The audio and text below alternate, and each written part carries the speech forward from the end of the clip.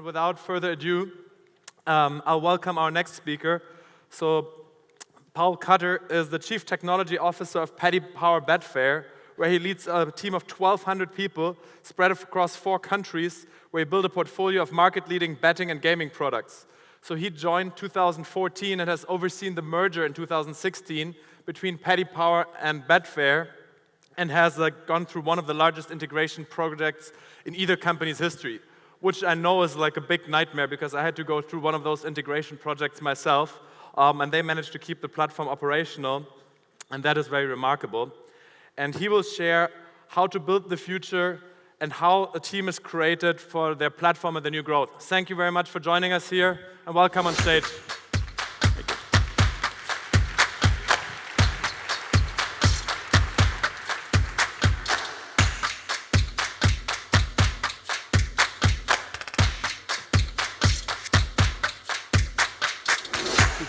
Just waiting for the music to finish.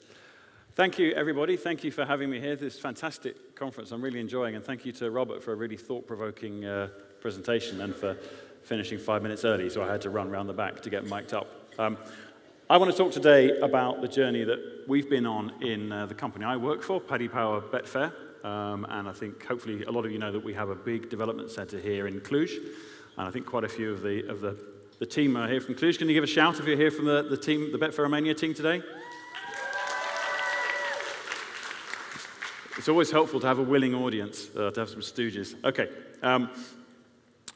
Many of you might not know who we are. So Paddy Power Betfair is a global group. We run a number of big international sports betting and gaming brands around the world. So Betfair, which is known here in Romania, hopefully, Paddy Power, but also we have Sportsbet, which is the #1 betting company in Australia.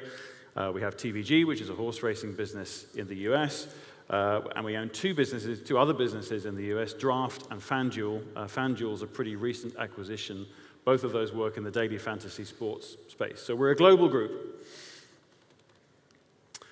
And we were formed at the beginning of 2016 by the merger of 2 companies, Paddy Power and Betfair. And we spent a lot of time and intense hours thinking about the name for the new company and came up with the name Paddy Power Betfair. A lot of research went into that.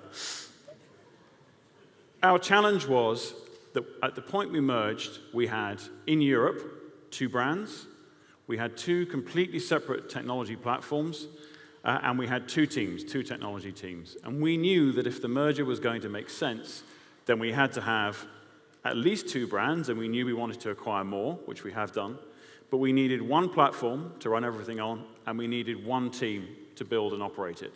And if we didn't achieve that, then we wouldn't really have achieved the rationale for doing the merger in the first place.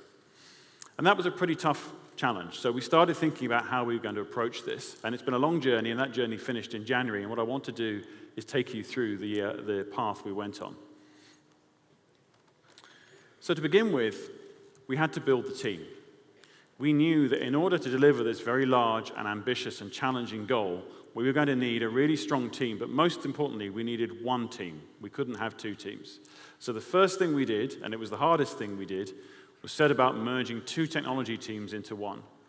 And at the time we merged, Paddy Power had a large team in Dublin, and Betfair had 3 teams, 1 in London, 1 in Porto, and 1 in Cluj. So we looked at all the work we did, and we looked at the challenge ahead of us, and we tried to work out the best kind of team structure and approach to achieve our goals. And we decided that what we needed was what we call a centers of excellence model. And that really means that we wanted each location to have something that it owned and that it really looked after. Because we knew that if people have ownership and if people feel kind of that something belongs to them, then they work that extra bit harder and they will innovate and they will really kind of push the boundary. So we looked at all the work we had to do and we divided it up and we split it across those 4 locations in Europe.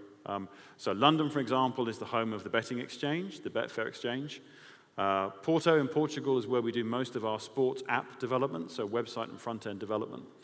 Dublin is where we have all of our trading function, risk management, and also the infrastructure team. And then here in Cluj, which is actually our biggest development center, we've got about 600 people here in Cluj now. We have a number of things, so online gaming, customer account management, data and analytics, and those became the kind of core strengths in each location. And that was painful because that meant moving some people, particularly some people from Dublin, or some roles from Dublin. We knew we wanted to move. So the size of the Dublin function shrank, and we grew particularly in Porto and here in Cluj to pick up that work. So that was 6 months of work from when the merger completed at the beginning of February to kind of the end of August, beginning of September. We completed all of those moves. And that really then put us in a good position to tackle the next challenge.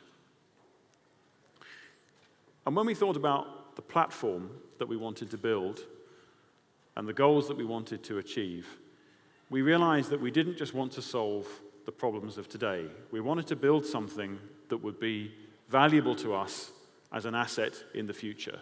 So we thought hard about what kind of architecture, what kind of platform, and what kind of development method we wanted to see us for maybe the next 5 years. And the answers we came up with were perhaps not that revolutionary at the time, but it was quite revolutionary for us. So the architecture is microservices.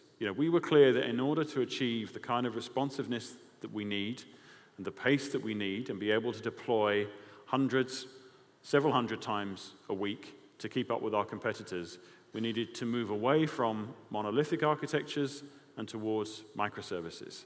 So that was an easy choice. The second choice was a bit harder about the platform.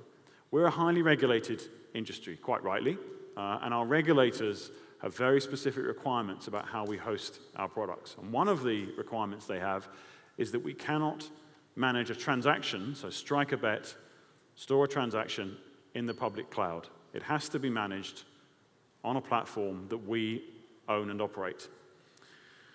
But we knew we wanted the benefits of cloud. We wanted the flexibility. We wanted the ease of deployment. We wanted to make our developers as productive as possible by giving them the tools to deploy their own software and to manage that in production. So we decided that we had to build a private cloud because we wanted the flexibility of cloud, but we needed to operate it in our own data centers. And so cloud was the answer to the platform of the future, but it needed to be a private cloud. And then lastly, which method did we want to use? Again, now it seems obvious. It was a bit of a departure for us at the time. The method is DevOps, right? We knew, and we'd done some experiments with this in Betfair and in Paddy Power before the merger, so we had some learning to take away. We knew that developers who support their own code in production think much harder about what people tend to call non-functional requirements, so performance, reliability, supportability, all those things. If you're on call to support your application, and you get woken up in the middle of the night, you think hard about what you need to do to stop that happening again. We also knew that we wanted our infrastructure teams in a cloud world to really think hard about how they could make the platform as easy to consume as possible for developers. And quite often that means writing code. That means thinking of your infrastructure as an application that is consumed by its customers, in this case, by software developers. So DevOps was the obvious model, and I think there's lots of different definitions of DevOps, but the one that I like the most is that you achieve DevOps when your devs are doing ops and your ops are doing dev. So your developers are operating your software in production, and your operations team is writing code to build a platform that supports the developers. And when we achieved that, I was confident that we kind of made that leap to a DevOps world. So I just want to go into this in a little bit more detail and talk about some of the things that we've learned on this journey, particularly through those kind of three key areas. So the first one is microservices architectures have a huge number of advantages, right? They give you flexibility, they give you speed, but they do come with some challenges. And I think you have to be aware of those challenges when you start working with them. This on the slide, this is a picture, it's a dependency graph between a subset, actually, of our microservices. We have about 860 microservices in production today. So most of those are application services. Some of those are infrastructure services. Most of them are applications, right? And they all have dependencies between each other. And this graph shows that kind of web of dependencies between some of them. So you have to think really hard about how you manage those dependencies. Because when you're trying to deploy software, or you're trying to fix a problem, you're trying to debug an issue, or resolve a production issue, the dependencies really matter. And you can't just assume that you can make a change to one microservice and ignore all the things that are dependent on it. And so we had to build a fairly kind of elaborate catalog of our microservices and the dependencies between them to help the engineering teams and the operations teams understand the impact of the changes they were making. So, huge flexibility, huge benefit in terms of pace, moving away from monolithic architectures, but it comes with that kind of extra layer around dependencies. And that's something we have to think very hard about. So if you're embarking on that journey, it's really worth putting in the time to think about how you're going to manage that, how you're going to capture those dependencies, and how you're going to visualize them, and how you're going to manage them.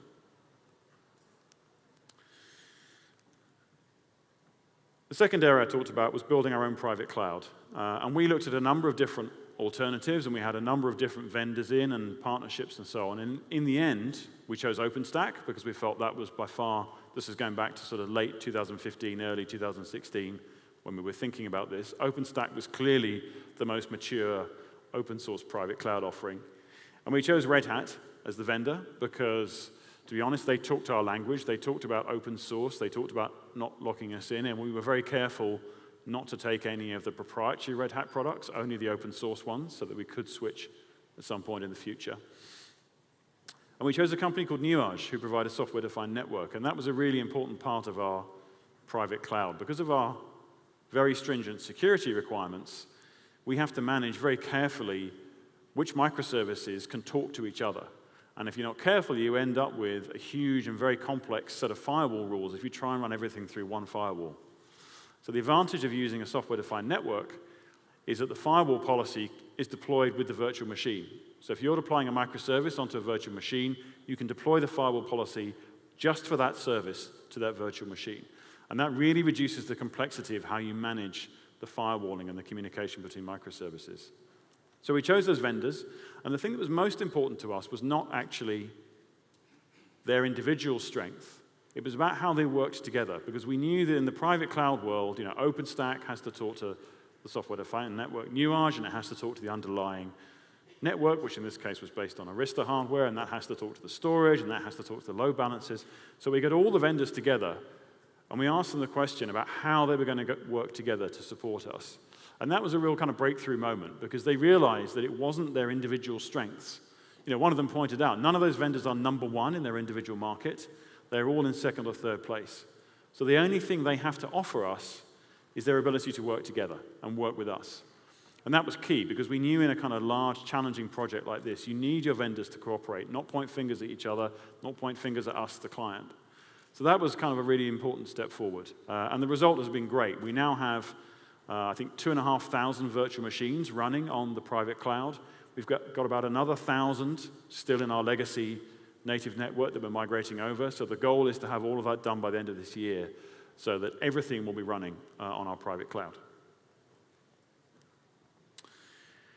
And then thirdly, really, the thing that glues all this together in the DevOps world, the thing we learned is that the deployment pipeline is actually the glue that holds all this together. And it's the thing that makes DevOps work. And so we invested a lot of time and effort into our automation pipeline. And it's based on a number of open source tools. So we use ThoughtWorks Go, we use Jenkins, we use Chef, we use Artifactory, kind of, fairly standard tools. But we invested a lot of time and energy into writing the code that holds that pipeline together to try and make it as transparent to the developers as possible, because we didn't want developers to have to think too hard about the kind of deployment infrastructure. We wanted it to be like an Amazon world where they really don't have to worry too much about what's happening. They can trust the pipeline to deploy it, provided they set up the right set of configuration parameters. The pipeline will deploy it in the right way. And that is a lot of hard work. But it really paid off. Today we have, I think, over 2,000 deployment pipelines. So deploying microservices, deploying infrastructure changes, also deploying test environments, QA environments, and so on. And we do about 3,000 deployments a week to production. So, most of those microservices get deployed to production more than once a week. And that's really kind of given us a huge boost in terms of the scale that we can work at and the speed that we can deploy at. But all that complexity can only be managed through automation. It goes back to the point Robert was making earlier on. The role of the engineer is to automate things to make it simple. Without the automation in the pipeline, without automated monitoring and automated configuration, we wouldn't be able to manage all this complexity. So, the guys who worked in what we call the delivery enablement team who owned the pipeline did a great job of automating that to make it simple. One thing I haven't talked about is data. We increasingly live in a data-rich world, and our business is the same as any other business where, data about what our consumers are doing and what they like doing and what they don't like doing is incredibly valuable to us. And we're only scratching the surface of what we can do with that data. At the time of the merger, we looked at the data architecture we had in both Paddy Power and Betfair and decided that neither of them was suitable for the future. So we embarked on a road of building a new data architecture, and we chose Amazon Web Services as the platform for that. We'd had some experience with using that before in Betfair. And again, going back 2 years ago, the data architecture offerings in other businesses, particularly in Google, was less mature back then. They've caught up a lot since then. But at the time, Amazon Web Services was the best option for us. So we built a data lake based on S3, and we built a data warehousing and dimensional modeling capability sitting on top of that in Redshift. And then over time, we've added other tools to that. So we now have Amazon Aurora we're using for different kind of workloads. We're exploring a product called Amazon Spectrum, which enables us to query the data lake. We're also exploring a product called SageMaker, which is a workbench that allows you to deploy TensorFlow machine learning models on top of your data in AWS. So this space is exploding. The number of companies offering solutions in this space has increased dramatically over the last few years. But we're pretty happy with this. We have about 270 terabytes of data in our data lake, and that's growing at about 10 or 20 terabytes every month. We've got about 80 terabytes of data in the dimensional model in the data warehouse, and that's growing at about 5 or 6 terabytes every month. So we're ingesting more and more data, we're joining more data sources together, and we're learning more and more about our customers and how we can use that data to give them a better product and a better service. And this was the result. And I think it's always important when you work in a business to think about the business value you're bringing. The technology is very exciting, but we're here to deliver business value. So, I like this picture because what this shows is that from the end of January this year, all of Paddy Power and all of Betfair, all of those products in mobile web, iOS, Android, desktop, are running on the same platform. So they look different. They behave differently in some cases. That's deliberate because we have different groups of customers who like doing different things. But it's all running on one platform. So we achieved our goal of building one team to deliver one platform for those two brands. And we're now thinking about how we bring other brands onto that platform, particularly what we're doing in the US, how this platform can add value to our operations there. So, it was a big tick, and to go in less than 2 years from where we started, 2 teams, 2 platforms, to one team, one platform was a huge achievement. And the team here in Cluj worked as hard as any other team on the program, and deserve a lot of credit for that. It was a long journey. Finally, we're still thinking about where we go next. And although I said that our regulators require us to manage transactions in the private cloud, a lot of what we do isn't transactional. A lot of what we do is just surfacing information to customers or passing information through to the transaction engine. And so a lot of that can be in the public cloud. And we think, having built our private cloud, having got everything working, there's real opportunity for us to be able to scale up in the public cloud. But we're absolutely key that it's the pipeline that is critical to that. And we have the mantra, one pipeline, many clouds, which means we want one pipeline to help us deploy to different public clouds and to our own private cloud to avoid introducing complexity for the developers. And we think containers are probably the best way to do that, so we're taking a hard look at Kubernetes and Docker as a way of managing that. But I think in the future, what we'll see is more of our products operating in the public cloud, and that's probably a mix of clouds, so AWS, where we are already, OpenStack, we are already, but Azure and Google Cloud as well, because we have Microsoft workloads and we have containerized workloads that we think will work really well there. So that's an exciting future, something we're very excited about, and hopefully I got a chance to come back and talk to you again about that when we've made some more progress. But in the meantime, thank you. Thank you very much, Paul. And you are also available on the Q&A stage after this. I am, yes. So if you have more questions about how this migration goes, then please find Paul on the Q&A stage. Great. Thank you very much. Thank you.